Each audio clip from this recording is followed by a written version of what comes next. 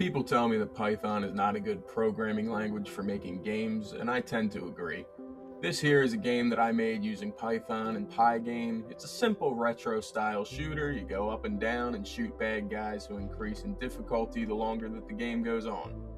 This was written in 100% Python, and at the time of making this video, this project contains 1001 lines of code and is available on my GitHub page for anyone who wants to check it out.